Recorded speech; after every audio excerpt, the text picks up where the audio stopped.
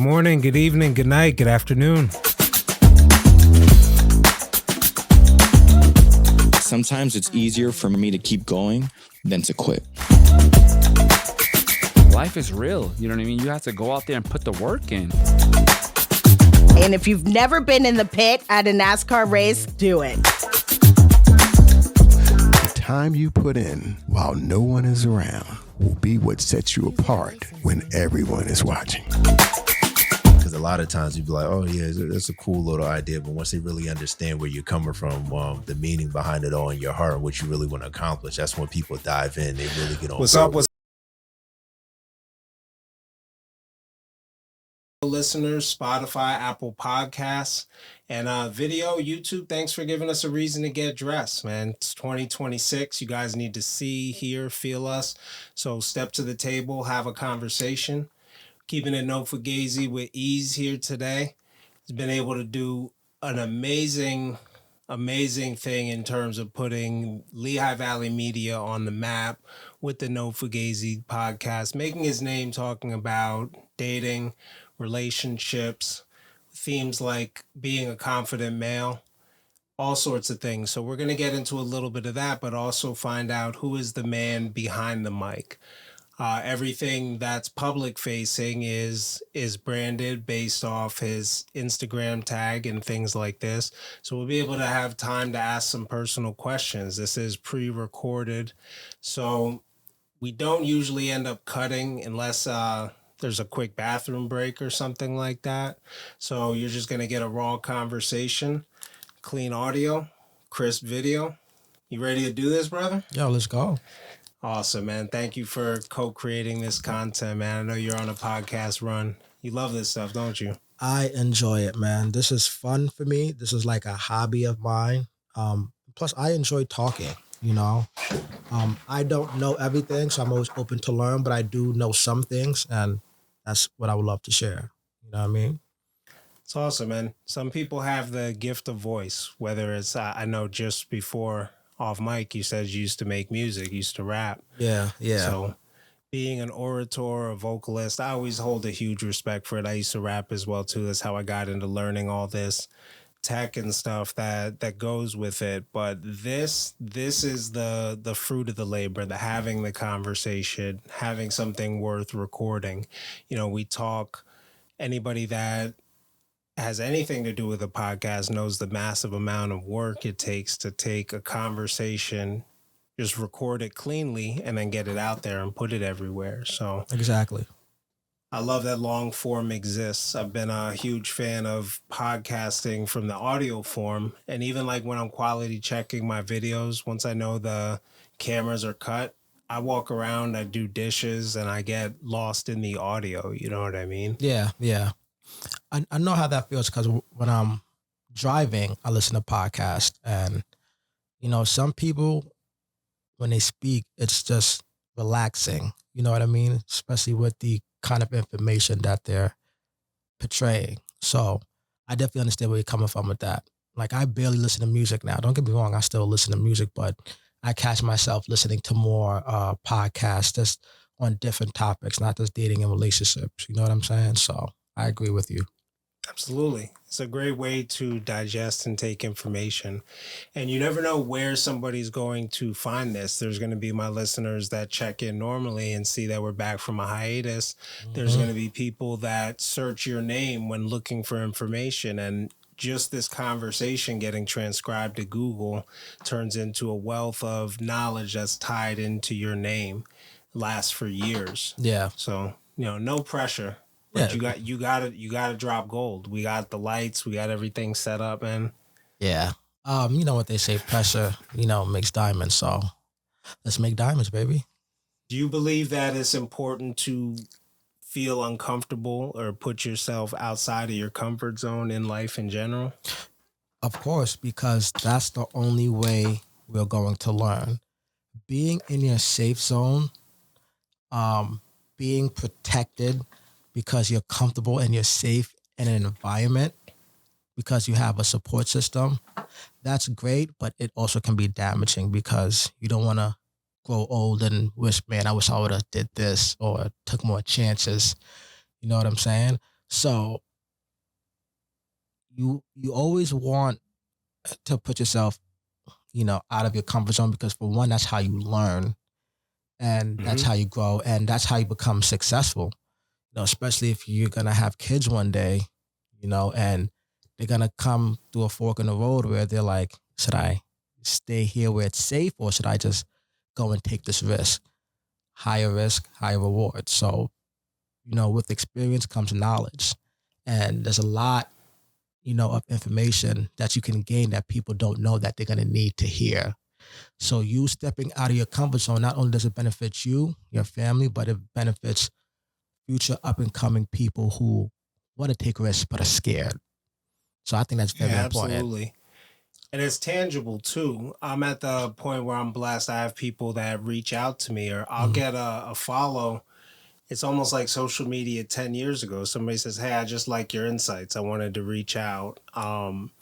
So the podcast itself becomes a mentality and becomes a conduit. Sure, I'm presenting all these guests and these conversations in a nice, easy to listen to, relaxing format. But it's also a mentality that rubs off on me. I become a conduit of every one of my guests, every one of my stories. We just had Jonathan Emery of Life's Checkmark podcast on here, and we were talking about that, how it's like you interview, if you're stuck in your own city and what's happening there, and who's moving or doing what, it's like, how many of those people have stepped out and said, I don't want to be a big fish in a small pond, and what are they doing over in these cities, and what's the generation below me doing? What's hot in these different hubs. Yeah, because when you're around, people that are doing well or better than you, it motivates you to step your game up. But also, you meet new people that can elevate you and help you step your game up. And you need other people to succeed. Yes, you have to put in the work, but it takes another person for you to climb up that ladder with anything. If it's music, you need that one guy that knows that one guy that can get your music out there. With acting, besides practice and going to school and auditioning, you need that one director who sees something in you, Be in the right room at the right time. Exactly. You got to be ready. I think it's important to touch on something you said. You got to be ready when they throw the ball to you. Like, you don't get to train in the big leagues. You know what I mean? Not in anything. So, Right. We had, it's funny you bring up acting. I had a run where I had maybe 4 or 5 actors back to back, and it was by chance. It was 3 months to book a session with me at that time. I was recording all the time. Yeah. And it just happened to be 5 actors back to back. And Roy Schuler told the story of, he was a stand-in for Cuba Gooding Jr. He was in a place. They said, hey, he looks like him. We can get the tone, the color. Did it. And they asked him to come back the next day. He was in New York traveling. He only had his one suit on him. So he's like, yeah, pretty much slept in it and went back. And that was the chance. But at the same time, he had the acting skills to then turn that to, okay, so what's your name? And right. what can you do? Now he's on TV, Law and Order. His credits are crazy. See, yeah. So with whatever it is you want to do in life, obviously practice makes perfect. And throughout that practice, when that opportunity comes, you will be ready. You don't want to go into anything blindly. You know what I'm saying? Because first impressions are everything, So before you take that leap of faith, make sure you know what you're getting into. Make sure you know what you need to do and what is expected of you. And make sure you're able to deliver, because all it takes is that one person to, see you and believe in you. All it takes is that one opportunity. Or sometimes it takes for you to move out of your hometown. Something simple as that. Because when you move, you're open to new experiences, new people. You may find yourself, doing things that you never thought you would do. You may find a liking into something that you never thought you would like. And it opens a whole new door for you. Not only success, but even income, So it's very important for whoever to get out of their comfort zone. It doesn't necessarily have to be moving, but No, even just traveling for a little bit. You do any traveling recently? Recently, yes, I was in Florida back in like February. And to be honest with you, I'm thinking of moving down there. You know, the podcast scene is huge down there. And honestly, I'm thinking about moving down there. It's not set in stone, but it would be a good look for me, you know. Obviously, I'm going to go down there, you know, giving it my all, you know, but because I've been living in the Lehigh Valley for a while. And I've always wanted to move, just didn't know where and for what. I didn't want to just move for the sake of moving. So, you know, now I was setting up my ability to move for probably the last 5-10 years. Yeah. Like even with my wife, the decision was, you know, her going into a career that's transferable. Right. You know, she's in teaching and special ed, so she's a specialist. She can go to just about any city or any area. There's a need for what she does. She may just have to get recertified in that state. Right. I built a network nationally, so I'm not relying on Lehigh Valley business That's or good. networking to, you know, I love it and I love helping stories of people here and home, but it's not, you know, I'm a premium brand and at least the Allentown economic market is not where you can sustain something, you know, just doing jobs, just doing projects. You need, you know, you need to be on that level of people that are investing in something they believe in, coming to you with a strategy already. And those people definitely exist in the Lehigh Valley. Don't get me wrong. You know, I just didn't want to be stuck where if I do move, my proximity is stuck to how I can make business. You know, anywhere with the internet and a laptop, I can remote in, do what I do. And most of my business is digital anyway. Yeah, and that's how you want to do it, especially if you plan on moving. You know, I'm in a career where I can move to any state and find a job. So, you know, moving to Florida wouldn't even be difficult. I mean, obviously, besides money, you know, it wouldn't be difficult when it comes to finding a job. So, yeah, you have to be prepared. That's not something you want to do off the whim. You know what I mean? Because you don't want to move and then have to move back. You know what I'm saying? Because then that shows like you failed or you didn't plan accordingly. Yeah, or you don't have anywhere to move back to because you didn't plan accordingly. Exactly. You know what I mean? It's like it makes sense, but no, I think it's important to know. Like I did some traveling recently. I was out in South by Southwest, and yeah, I've been out there. It's awesome. I saw an awesome movie, and I'm talking with the director afterwards, and he's saying one of the things he wished he did more was network in his 20s. And I'm like, man, that's crazy. You know, all the things that I thought that I'm going on 40 and all the things that I thought I want to have, it's like I go to sleep every night and I'm blessed that I can do something that I love or even just have a podcast or do this. You know what I mean? It's easy to compare and look at other people's stuff, especially when we're in like a visual and vulnerable field, like talking on mic. You know what I mean? People have conversations with friends or in barbershops all the time, but like to get on mic and to say, and I listen to some of my stuff from 3-4 years ago. I'm like, I don't even know if I believe this anymore, but you know, I believed it then. I was passionate about it. And if I need to recant it or bring it up, you have to understand people change. You know what I mean?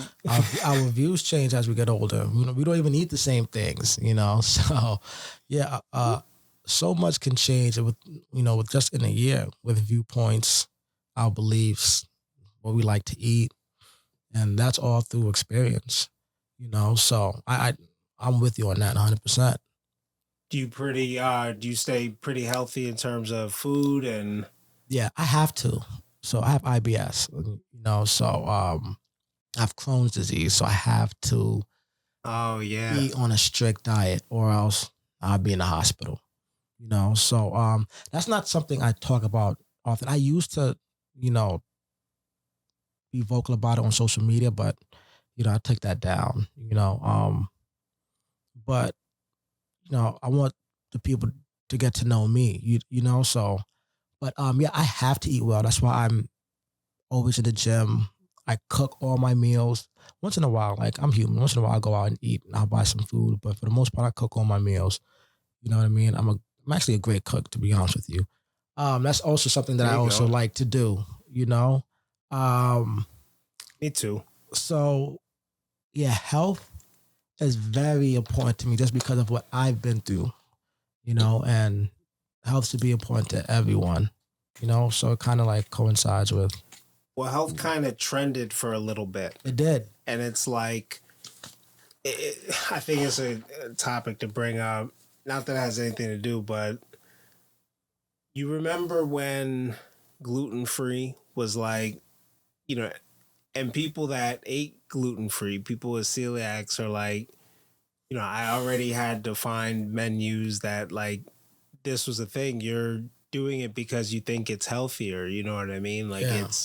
it's a little different. So having to be conscious of health for a reason where, you know, some people are blessed with bodies that they can abuse for years and Yeah.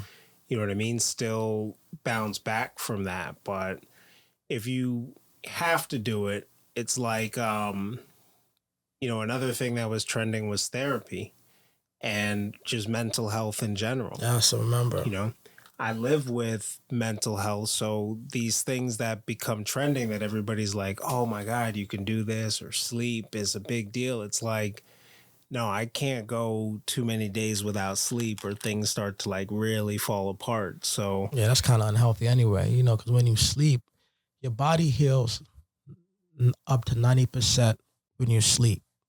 So that's why when you're in a hospital, they always say, get some rest because your body heals itself while it's sleeping. So sleep is very important for your body and, you know, for your brain as well. 'Cause if you go days without sleeping, you're going to kind of go crazy. You won't be able to think straight. yeah, no, You start absolutely. hallucinating, you know, that stuff is real. So sleep is very important. I think people underestimate sleep. I really do. You know, yeah.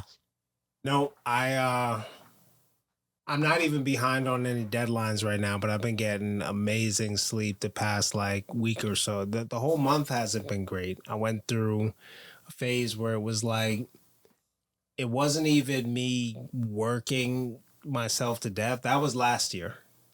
I worked way too hard last year. Yeah. And it was about a year or two where I was like, I got to cut this back, got to cut this back. And it wasn't just new projects coming in and doing stuff. It was like investments I wanted to make, things I wanted to set myself up for, goals I had. So Yeah. I'm working my ass off.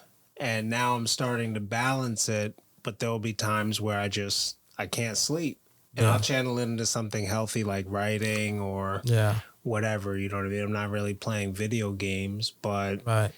it's not a choice and you don't really nobody lives life like where you can just crash for 2 or 3 days, you know, not pushing 40, you know what I mean? Exactly. So you gotta there's times where I'm like, okay, I'm gonna push this back. I'll send out a message for 8 in the morning to a client saying, sorry, I didn't get it done last night. I'll touch base with you this afternoon. And I'll just like Yeah. pass out. I'll be up, but I just won't be responding to them or whatever. Yeah. Yeah. I'm glad that you brought up mental health because it's very important, you know, especially for men. You know what I mean? A lot of men, you know, struggle with their emotions and dealing with it. And, you know, us men were taught to have this bravado and be stoic, you know, and not allowed to show emotions and whatnot. And I would want to tell men, like, hey, look, it's good to have emotions and feel the emotions, just control it. I think every guy needs a circle of guys that they trust that they can go to and speak with about whatever it is they're going through because men, we go through similar life experiences. You know, men understand men, you know. So when it comes to a man's issue, I think that it's best for him to go to another man, especially if he's older, because, you know, men, we understand, you know, we're not judgmental.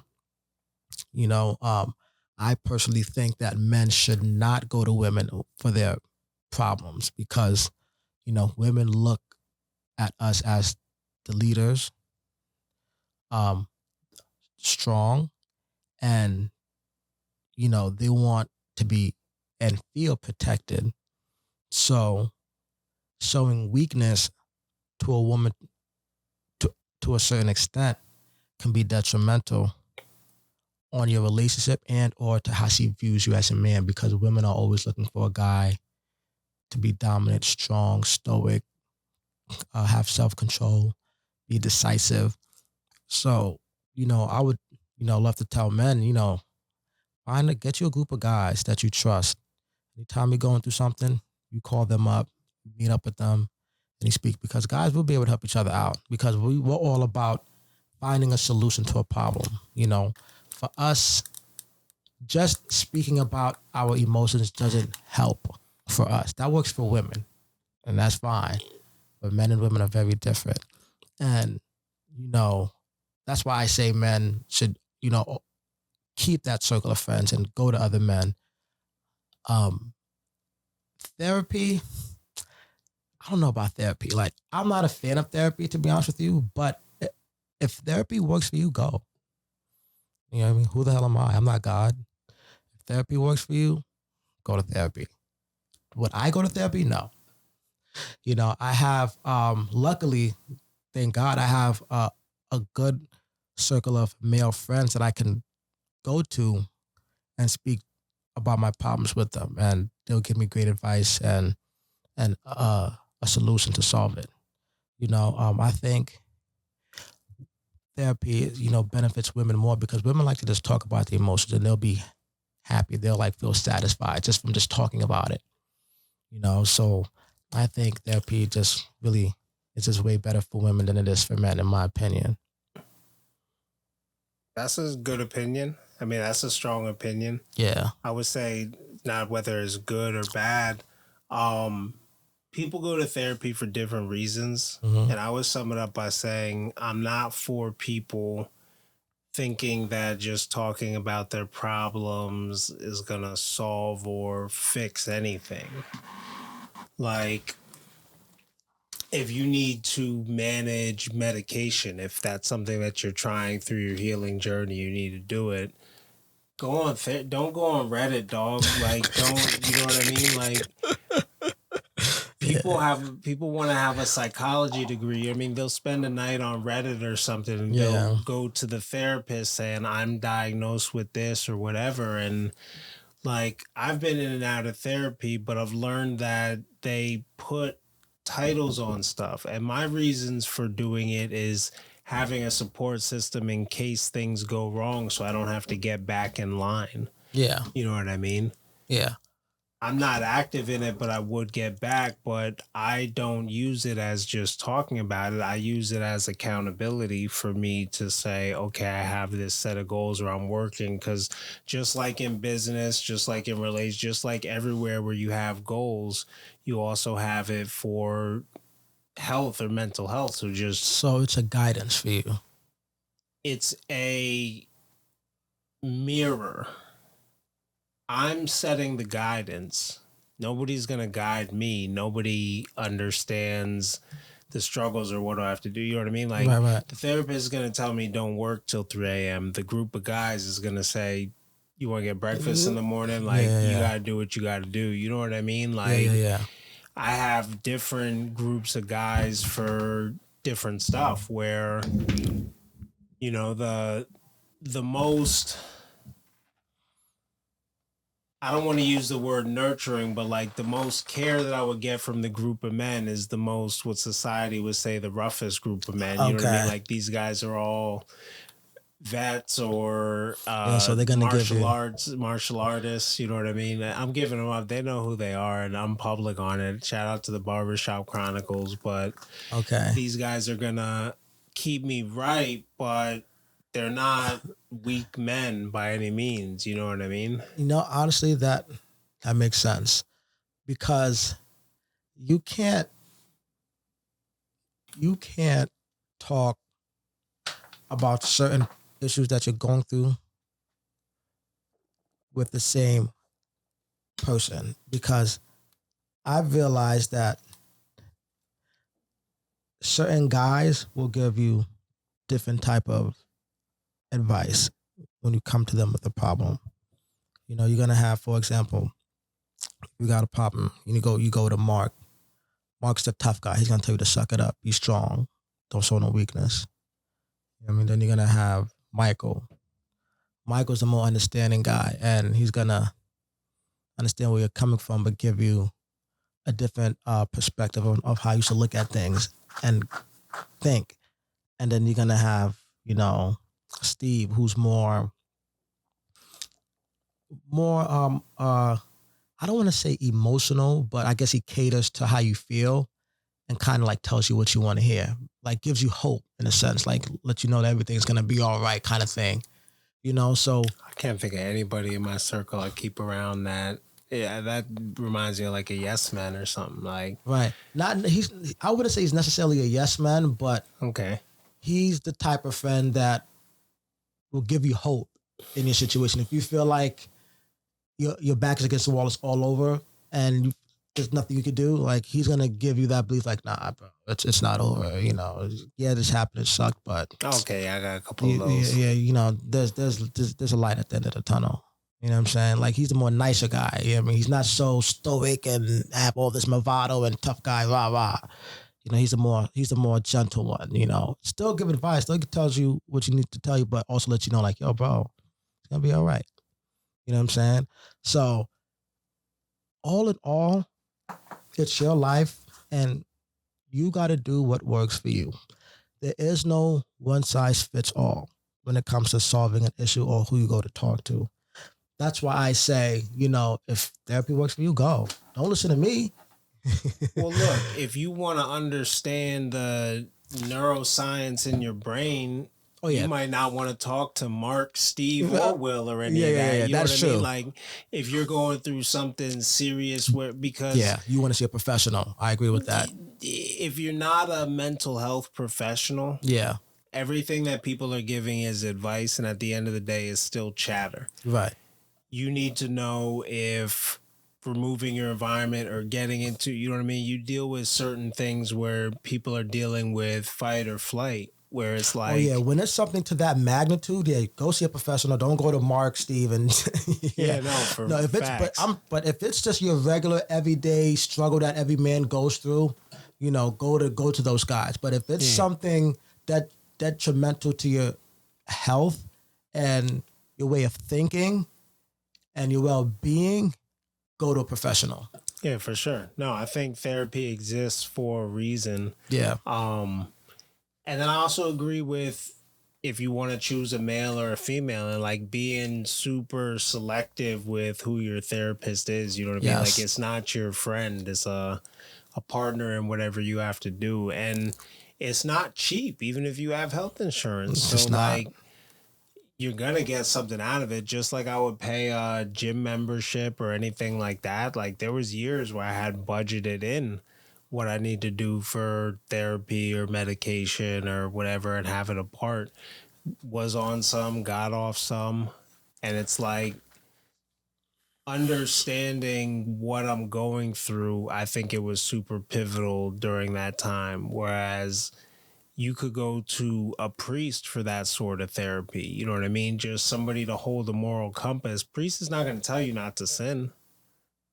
He's not going to tell you. I mean, he's going to tell you not to sin, right? But he's not going to stop being your priest because you sin. You know what I mean? Like, nobody ever, if they practice Catholicism, nobody went to confession and then never talked to the priest again after that. They were like, all right, you got to go. So, I mean, it's accountability. Like, it all comes down to accountability. If I'm in therapy for a year and every month I go through and I'm talking about the exact same problems, that's not the therapist's fault. Yeah. So do therapists hold their clients accountable? So if a female or a male goes to a therapist, whether the therapist is a male or a female, my question is, are they holding their clients or their patients accountable? Like, if, you know, if Mike or Jessica go to their therapist about a problem that they're having, not nothing health related, just your everyday life problem that they just can't seem to handle. Do therapists hold their clients accountable? Like, hey, look, Tony, you were wrong in that situation, and because you made this decision, this is why this outcome is like that. Yes and no. They'll hold a mirror up to you so that you say, damn, I keep running into this same problem with these certain types of people. Right. And they'll explain to you attachment styles or detachment, and you can understand further like why maybe you attract narcissists or why maybe you attract avoidance. like a narcissist could find out in therapy they're a narcissist. Whatever they do with that information, it could be whatever, but it's not going to be the therapist saying, and it's not the accountability like a coach where it's like, you said you were going to lose 10 pounds. You're not. Like, are you serious about this? Don't come back. Yeah. It's going to be more of, okay, you run into this. They know about people's brain and how people interact with each other. So you can learn all, like, dog, I did it for years. I never sat there and laid back and talked about like my dad, issues with my dad as a kid. And I don't think that's coming. I don't think that I'm just here in the middle journey. It's more of a maintenance thing than it is like, okay, this is something super necessary or this is right. And I go through ups and downs where I might be like, let me just have somebody like have a mental health professional that I could email. Yeah.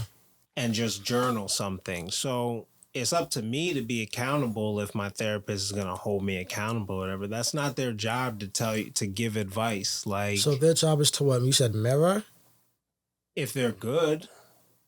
Okay. To mirror, to hold stuff, to present evidence to you, to let you know, okay, you're running into this. These, like, is it something going on with you chemically or is it external factors? You keep running into this, you keep attracting these same type of women that are that's doing this. Maybe there's a root cause to it, whatever, but where are you responsible for it?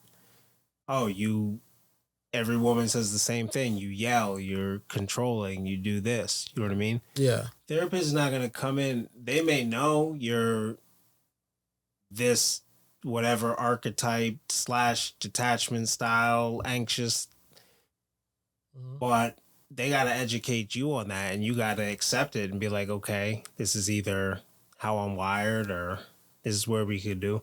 Like, I couldn't diagnose myself with ADHD.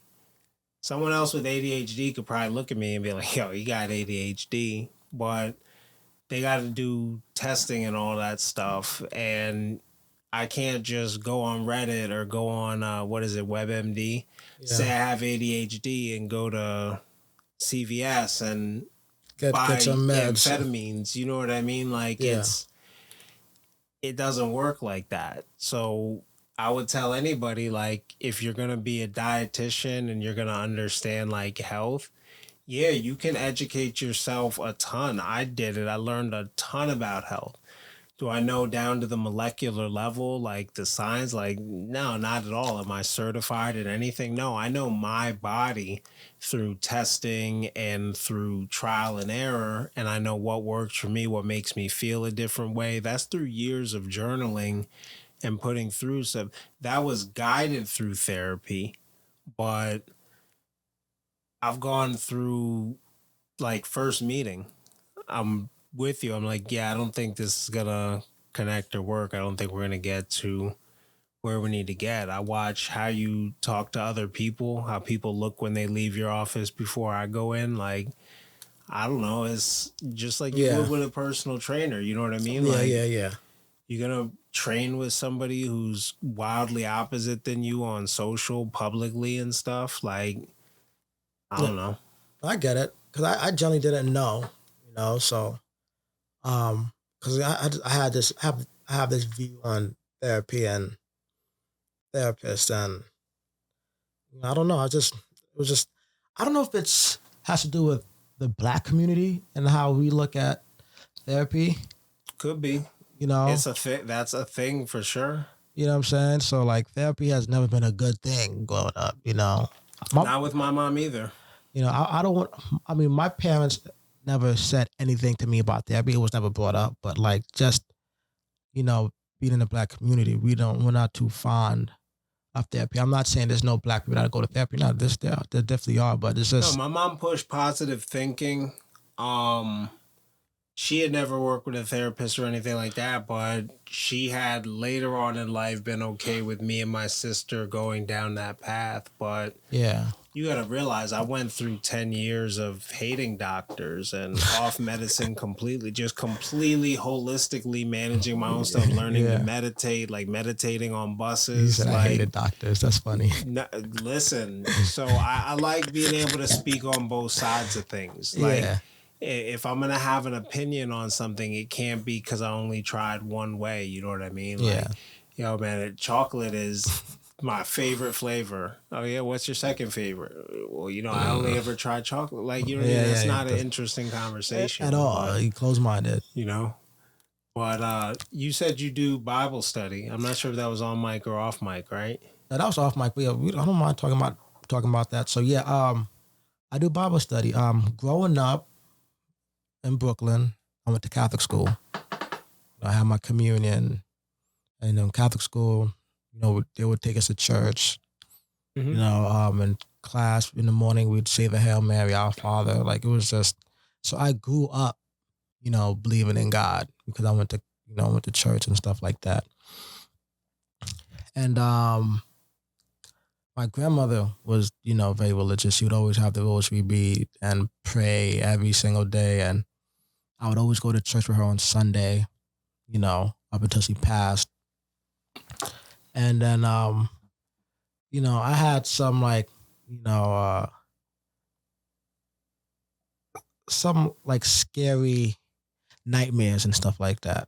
I'm just going to call it nightmares, but I had some scary experiences that, you know, made me want to get closer to God. I'm like, oh, okay, if this is real, then God is definitely real. Like nobody can convince me he's not. So I did Bible study for a few years straight, just learning because there was just so much that I didn't know that I wanted to know. And I have a good friend of mine who knows the Bible, and he would just randomly tell me stories from the Bible, and I was just find it so fascinating. I'm like, okay, now I gotta I need to know more, you know. And yeah, did Bible study and just to draw closer to God, and because I saw that He was real, and I've had like good experiences.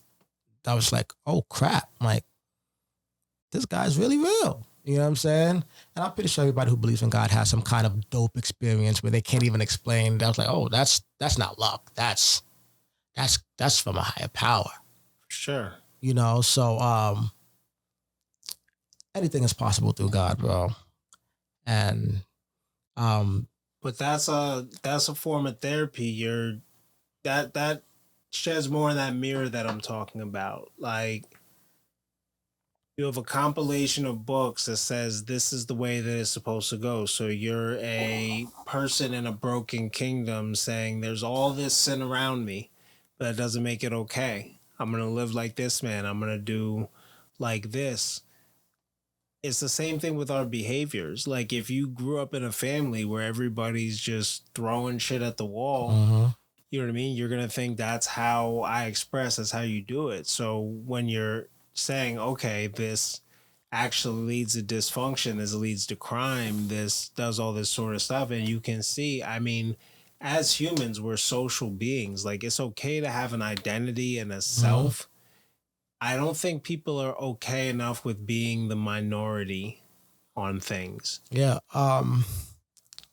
Everybody wants to be cool, bro. Everybody wants to fit in. And a lot of people are scared to go against the grain. A lot of people are scared to share their true opinions about said subject because they don't want to be hated or ostracized. And that used to be me. I would be very careful about what I would say publicly, and I'll be very careful about my opinions on what I thought about whatever publicly because I didn't want people to look at me in a certain way or think negatively about me, because reputation is somewhat important. It's not everything, but I think everyone should care what other people think about them to an extent, because your reputation could either make you or break you. It could either elevate you to succeed, or it could be the reason why you don't succeed. It could be the reason why they don't want to do that deal with you. They don't want to do business with you. True. They don't want to lend you that money for your project. It could be the reason why they don't want to have you on their show or on their movies or on their song, you know? So let me ask you, when you say not care what people think about you, what do you mean by that? Or you said you should care a little bit just in terms of how it affects your reputation, or? Right. So, okay. If you have a belief and you feel strongly about that belief, you should voice it and not care, especially if it's morally correct. You should stand on that, because there are more people than you realize that have that same view but just were scared to say it. And because you were brave enough to actually say that out loud, that's going to do more good than bad for you. You know? Now, you also want to watch how you portray yourself. That's where that's where you should care what people think, because how you portray yourself to people will determine your success. Networking. Mm-hmm. You know, if you're in the entertainment business, whether it's acting, music, podcasting, streaming, networking is a big thing outside of, you know, posting your content or your talent. Because what did I say earlier? We need other people to succeed. Mm-hmm. And if I need your help, Tony, to blow up in this podcast, and you have the #1 podcast, the last thing I want to do is come off as an asshole to you and to the people around you that you associate yourself with. You know what I'm saying? That's when you should care what people think about you.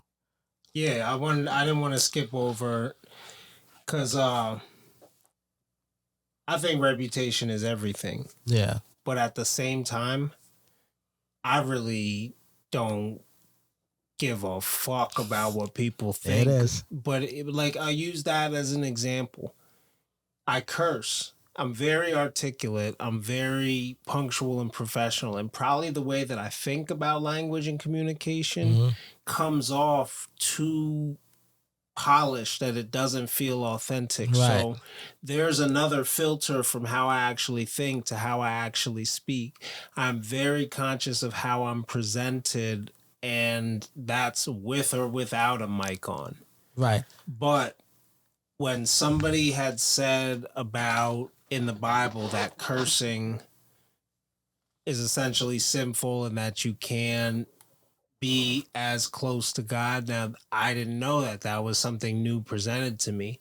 So do I care if people curse? Do I suddenly all of a sudden think, okay, this person is sinful because they curse?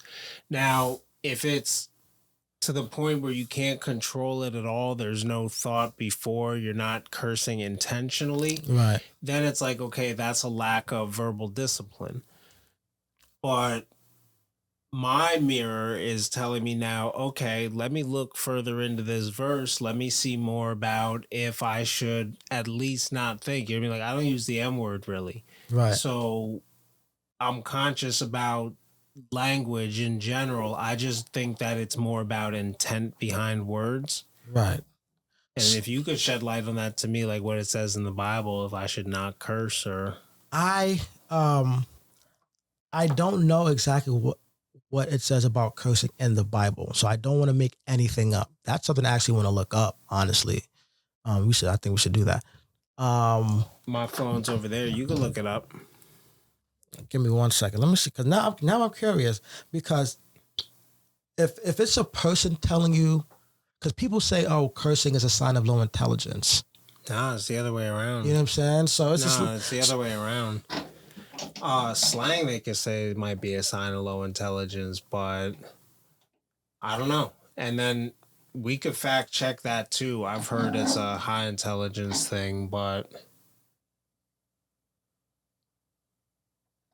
Okay. Yeah, it says it strictly forbids any speech that is destructive, obscene, or uses God's name in vain. Let's see that doesn't qualify all of cursing though. right. Like saying I don't give a fuck what people think.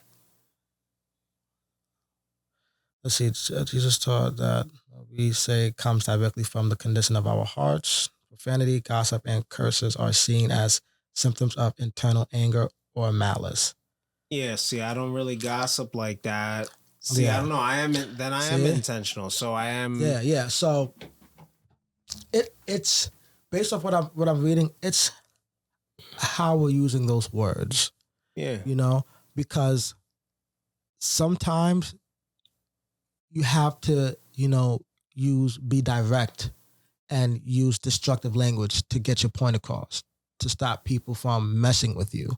Hey, war has always been a thing. Murder has always been a thing, even back when Jesus was born. So, and we are allowed to defend ourselves. Like, I think I don't know the exact quote in the Bible, but that's okay. Like, you're supposed to defend yourself.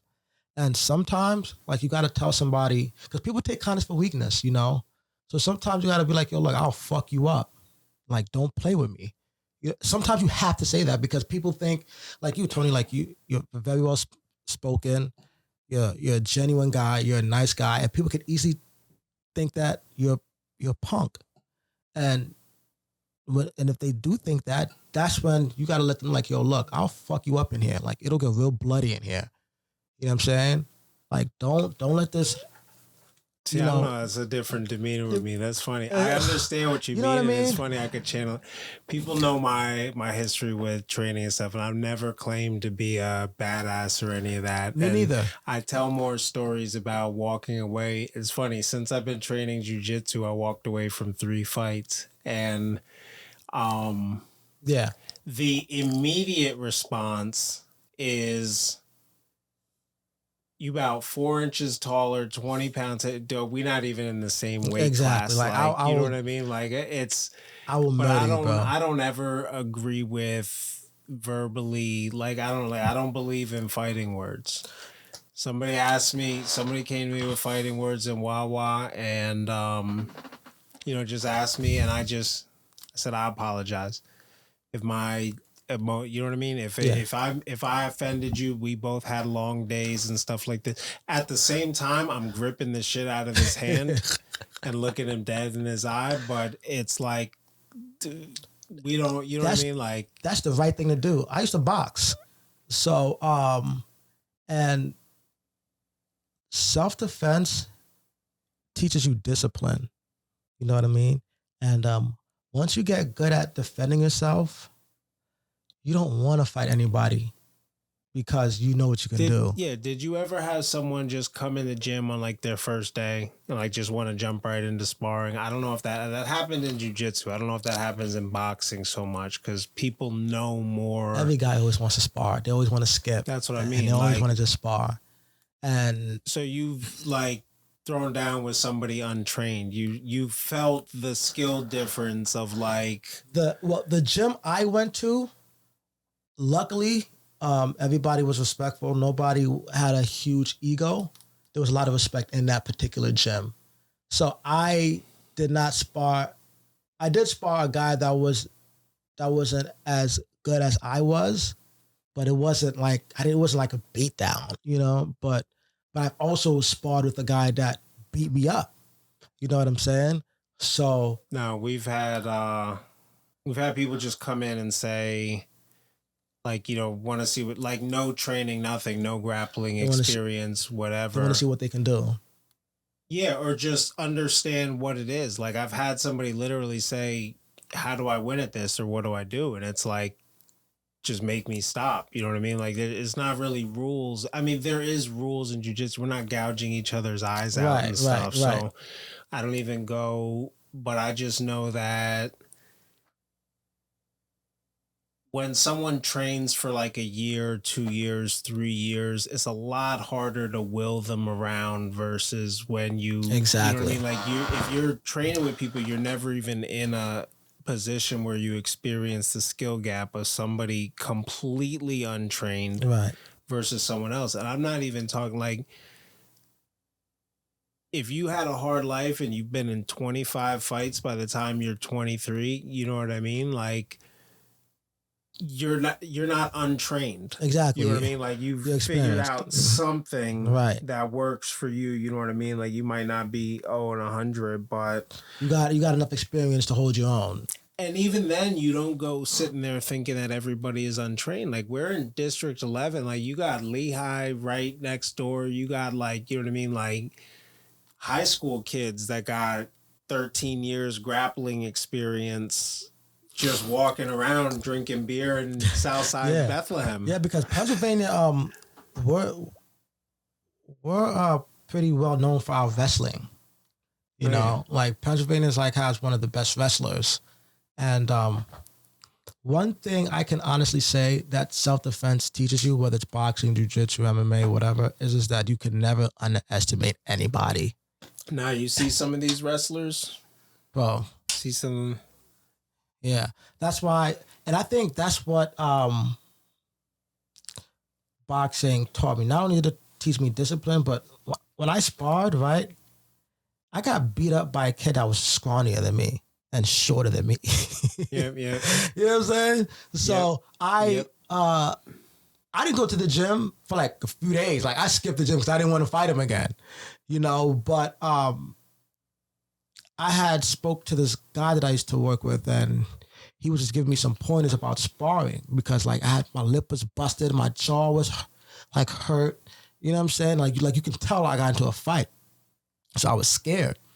But I like the movie Rocky. So, you know, if you know the movie Rocky, you know, like Rocky, when he lost to Mr. T, he didn't want to have that rematch because he was afraid, you know, but he overcame that. So I always thought about that. Okay, I got to go back and see what I did wrong and like, you know, fix what I did. And I ended up sparring him again.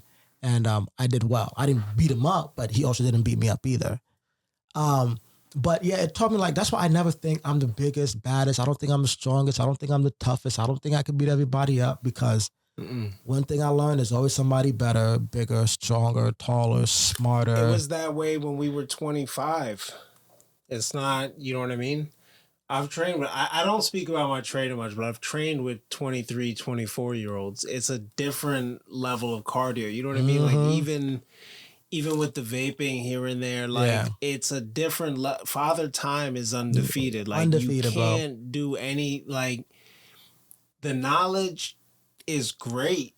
Yeah. But, and you know, my background before jiu-jitsu was in wrestling, and I'm learning with jiu-jitsu, we were workhorses. Like we were exerting energy for no reason. Like it's a sport where you're trying to put someone on their back. It's very helpful in fighting, but it's not fighting. It's not a realistic simulation of fighting, you know? It's a very high chance that you'll have to do something with that if you're not in the ring, if you're fighting outside of the ring. But, you know, I just learned move super fast, use ridiculous energy. My coach had to tell me, like, dude, you could trip someone. You don't have to lift them. Like, you can always trip someone. You don't have to pick them up in the air and use all that. Yeah. But I want to learn jiu-jitsu. I'm not gonna lie, that's something I always wanted to learn. Just never made the time for it. But yeah, shout out Exalt Jiu-Jitsu in Bethlehem. I'm gonna get started back up there soon. Yeah, I think that it's very important for a man to learn some kind of self-defense, whether it's boxing, karate, jiu-jitsu, MMA, you name it. And the reason why I say that, because men are assholes and men like to try other men. And you got bullies out there, even as adults, you know, and if you have a family, a wife and kids, your wife or your girlfriend is always going to look for you to protect her because you're stronger. And you want to be able to defend her if that time were to come, you know. but also self-defense gives men confidence. It gives us that aura about us that women love. Dude, it's goals. You know? It's a personal development plan. Yeah, you know what I mean? Yeah, it teaches us discipline. It teaches us patience, and again, confidence. And the attitude and swag that we gain from it is what will attract women, you know, because the example that we always use on the podcast with the dating is we always talk about gender roles. And we always say, you know, if a burglar came into the house, we ask the girls, do you expect your boyfriend or husband to get up and fight the guy? They say, yeah, you know, and if you can't defend your household, you can't defend your kids and your wife, you're going to regret it. You're going to regret it. You're going to feel like a loser. You're going to feel very insecure. And your woman, your wife or your girlfriend, she's not going to look at you the same. And it's just a matter of time till she's gone. And I say that because all men, we want a girlfriend, a wife, somebody to grow old with. And a lot of guys struggle with women. And I think that learning some kind of self-defense and or working out would help that confidence. You know how they always say, oh, after a breakup, go to the gym, you know, you should work out. Why they say that? Because when you work out and you start to make progress, for one, it builds mental toughness. Because how many times you go into the gym and you tell yourself and you think that you can't do it, and you actually end up doing that workout, like, oh crap, those are usually the best ones. So it builds mental strength, and it also builds confidence. You know what I mean? Because if I can't be beat in the gym, then I can't be beat out there in the world, because I already went through hell and back in here. Because everybody knows working out ain't easy. Boxing ain't easy. Jiu-jitsu ain't easy. You're being humbled every damn day. You know what I'm saying? But it also teaches you to fight back, because life is going to knock you down, bro. It's going to knock you down any chance you get. And if not fight back, just get up. Get up and fight back. I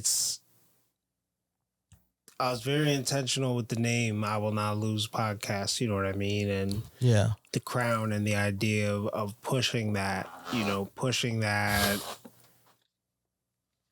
you give up mentally way before you give up. You know what I mean? Like, before you really can't go on, you know what I mean? Like, before you really can't go on. So it was a good reminder for me and for myself. And I think, like, it's important, like you said, to say, you said about going to the gym, or going to the gym. I don't want people to think that, like, training martial arts instantly makes it that you can beat everybody up. You know what I mean? Like, you can look at the percentages and be like, okay, 97% of people don't know the things that I know, even just like basic stuff, you know what I mean? And you don't even need to go all the way up in the belts and anything to be dangerous versus somebody untrained.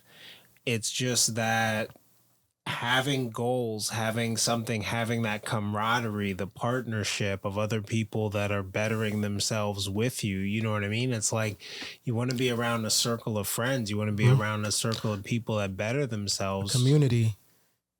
Yeah, everybody's doing something or has like a story behind why they're training, and it's cool. There's so many benefits to working out or learning self-defense. It's a stress reliever. It builds confidence. It builds mental toughness, and you're also it's just fun too. You tap into your inner child. Yeah, it's fun. It's healthy. It keeps you in shape, but you also get to defend yourself. You know, you and I would feel like crap if we couldn't defend our girlfriend or our kids. No, I was gonna go. I woke up today. I was gonna go for a run because I'm like, oh man, it's been like a month since I really had a good workout the way that I wanted to. So and it's just a feeling. I know. Yeah, it's gonna, and it'll make us feel good about ourselves. And when you're happy, you attract happy people. You attract positive things. you know? So you want to be happy. Obviously, it's life, you know, it's going to be happy, but learning self-defense or working out, it makes you feel good about yourself, because as human beings, we're imperfect. So we tend to doubt ourselves more than normal. And we're not as confident as we like to think, you know? So learning self-defense or working out, it builds that confidence. Like, because you know how many times I underestimated myself in the gym, like, damn, I don't think I can lift that weight 10 times. And then I go and I lift that weight 10 times. And that just proves to show you that we are stronger than we actually think. Well, I think if you have goals and you eat well and you see the benefits long term, because none of this stuff happens super quickly, but if you're really in tune with your body, you know, you might save the burger for a weekend if you eat burgers. Like, I love burgers, by the way. You know what I mean? And you don't have to cut out all carbs and not be healthy, but it's just a matter of know you're going to feel slower, know that the digestion is going to be heavier when you decide. So if you're going to go work out, you know how many times I've heard people, like high performing people I know, say, well, I'm going to eat something light because I'm going to be working out later. You know what I mean? Like they have complete mastery over what they're putting in their body, the timing. That's discipline. That's hard to do, but it's possible. It's doable. Yeah. I don't think people understand when you have a solid diet and even just like light. I think I was running 20 to 40 minutes a day, like minimum 20 minutes, like I think 2 miles or so, like just under 2 miles. And I'm looking to get back into it, not to be physically scary or any of that, just because I know the endorphins benefits. I know how relaxed you feel. I know it's healthy. It's good for your heart. Slower heart rate. Yeah, like endurance it's dope stuff. So what do you got working on? What's coming new? We went a little over an hour. We can start landing the plane, but let's talk what's coming. So I just plan on making more appearances on, you know, podcasts just to, you know, get better at speaking and, you know, figuring out my niche. You know, like my niche is dating and relationships. Like I could talk about that all damn day. I would like to start my own podcast, so I'm trying to figure out where and how I can go about doing that, and like what I talk about, you know, because I want to be a little different. I want to stand out, but I want it to be organic, you know. But in terms of that, I'm still with the No Fugazi podcast. You know, we're going live next week, Saturday. You know, we're going to Dallas, Texas, the end of July. We've been able to meet some dope people and network, and we're going to do a podcast out there in Dallas, Texas. So I'm going to be doing that as well. I was able to network with a guy that, you know, has connections with other podcasts that I can like get on. So I'll be doing that as well. And and then just take it from there. Just really like ride this wave of being on podcasts. You know what I'm saying? So that's pretty much what I got going on. I'm looking into getting some equipment, but I don't want to just put out random stuff. You know, like you, I want to be intentional with what I'm putting out. Yeah, and I want it to be. You want to talk to me in terms of equipment, right? And I want to be informative. I don't want to just talk about random stuff. You know, whatever I put out, whatever I disclose, I want it to be beneficial to the audience. You know what I'm saying? So that's why I'm taking my time, and I'm pretty sure it'll come to me. For sure. Well, you can talk to people that did it to know things you could run into or think about stuff, but you don't have to overthink it. You already have the equipment. You got a phone, you have a car. You can put out content right now. Right. You know what I mean? Go live and all that. You got a device right there that has great audio and video. Right. There's a love to all this, or why I have this mic, the specific tonality I'm trying to catch, that people who have been listening to me for years, that's something familiar for them. You can't catch that through a phone. Yeah. So you start to level up little areas from there. But the organization, the planning, that's where I fell off. And that comes with scheduling guests as well. Before you know it, it's too late to get somebody in and spend 6 hours editing a great clip. You know what I mean? I got my time down from 6 hours, but still, it takes time. So if you're going to do that every 2 weeks, you got to have weeks worth of guests and backup episodes in case people go. And I took it for granted the past like 6 months or so. I took it way more for granted versus, you know, when I had that spark and being on other people's podcasts.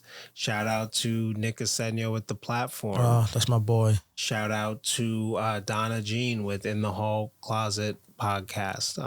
And then going back previous to 6 months on So Laura's podcast, speaking about mental health and doing things that I feel make an impact outside, you know, sharing. I'm an open book. Clients find things about me. People know that I'm sober. People know that I'm spiritual. Like, it's all out there. So I've been fortunate enough to know how to network really, really well that my social persona can just be fun and my thoughts and an extension and just something fun for me. It doesn't have to be listed all out and stuff like that. But yeah, in terms of equipment, all this stuff, everything that we're recording on here, the most expensive is this mic or probably that Rodecaster. Everything else is under like $50. Everything. Yeah. Amazon definitely has some stuff that I was glancing through. I didn't really get to do a deep dive, but you gotta know if it's the right. And this will help somebody. That's why I'm letting it go, even though we're landing the plane. If you get a cheap recorder that doesn't match video and you want to do video later, it's gonna fall off track see, that's after what an hour. I did not know that, so good for telling me. For sure. You'll see 4400 or 4800, and it has to be 4800 to match video. Okay. Well, yeah, we'll talk, man. Is there anything you wanted to drop your socials, let people know? Yeah, you can find me on Instagram, Ease to the World. So that's EASE to the World. That's spelled correctly. I'm on Facebook. It's Brian Ease Selamy, Brian with a Y. Selamy is SELAMY. And once you find that, you'll be able to find my TikTok and Threads, Twitter, all that. On Twitter, my handle is My Name Is Ease, spelled correctly. And be on the lookout because I'll be definitely putting out way more content. I'm definitely planning on being more consistent compared to what I've been now. So that's what's up. Myself as well. Well, I'll keep it easy. You can find new episodes at IWillNotLosePodcast.com. You can hire me for professional creative services at tothedesigner.com. And my handle everywhere is at tothedesigner, spelled like to the designer. So you just put that in your Google search bar and find me on all platforms. Thank you for listening to another episode of I Will Not Lose Podcast. Appreciate you. And if you're not subscribed, please hit that subscribe button. I'm going to be putting more of a focus into hitting that goal of monetization on YouTube and stop giving all the good content to Facebook. Who knows what's going to happen with this platform, and watch out for an email list coming soon. At the time of recording this, we are currently gaining awareness for blood donation through Miller Keystone. Andre Williams, former running back of the New York Giants, he's going to be donating on June 12th. I'll let you know some other dates. We won't get this episode out by the time that comes out, but we will be continuing to donate blood. You can look up the Heart and Hustle campaign.